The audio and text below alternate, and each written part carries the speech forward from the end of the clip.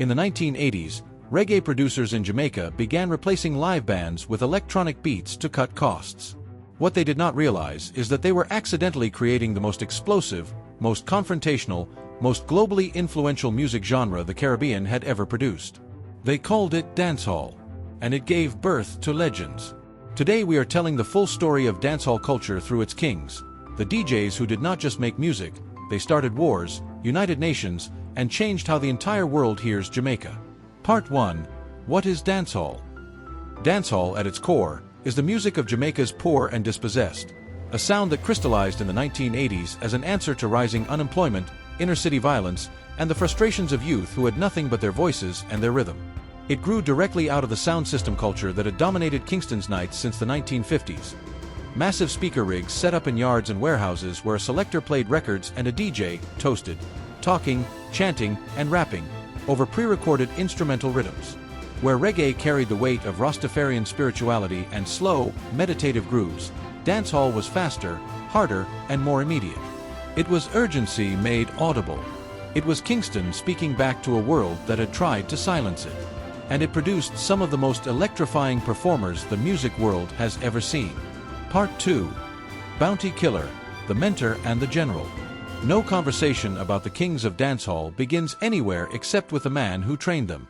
Rodney Price, known to the world as Bounty Killer, emerged from the ghettos of Kingston as one of the most respected voices in the entire history of the genre.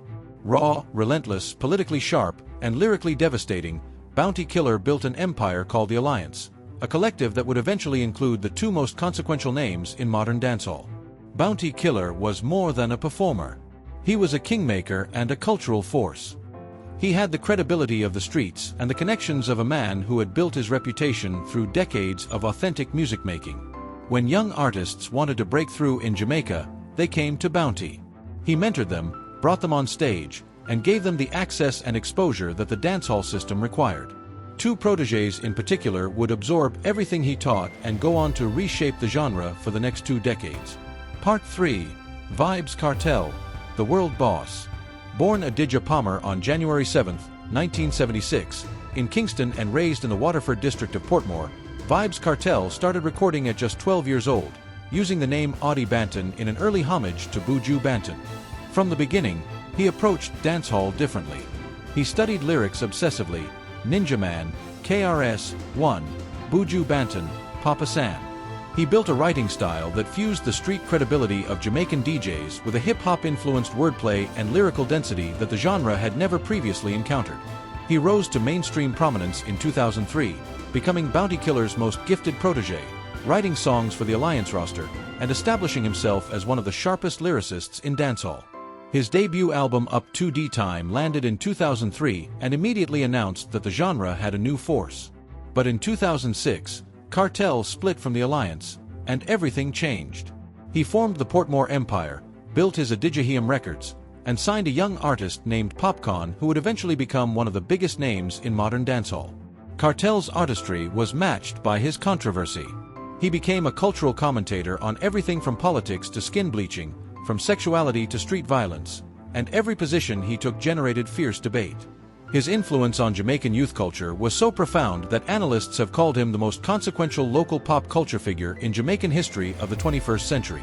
Part 4. Mavado, the Gully God. While Kartel was carving out his territory, a second Bounty Killer protégé was building his own revolution. David Brooks, known as Mavado, brought something entirely different to dancehall. Where Kartel was hard-edged lyrical warfare and explicit street narratives, Mavado introduced extended melody, emotional vulnerability, and a soulful quality to the gangster aesthetic. His music crossed demographics.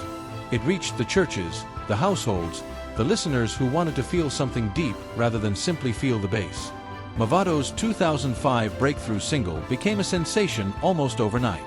His signing to DJ Khaled's With the Best Music and his appearance in Drake's Find Your Love video demonstrated that his appeal stretched far beyond Jamaica. But back home, the collision with Kartel was inevitable, and what followed was the most legendary rivalry in the history of dancehall. Part 5. Gully vs. Gaza, the war that defined an era. From 2006 to 2009, Kartel and Mavado exchanged devastating diss tracks over the hottest rhythms in Jamaica. Kartel once appeared on stage with a coffin bearing Mavado's name. The rivalry was so intense and so deeply tied to the physical geography of Kingston, Kartel's Palestine referencing Gaza camp versus Mavado's Gully crew, that Jamaica's youth divided themselves wholesale into two factions. In some cases, street violence followed. Entire schools across Jamaica, Trinidad, and the wider Caribbean broke into Gaza and Gully supporters, resulting in fights and arrests.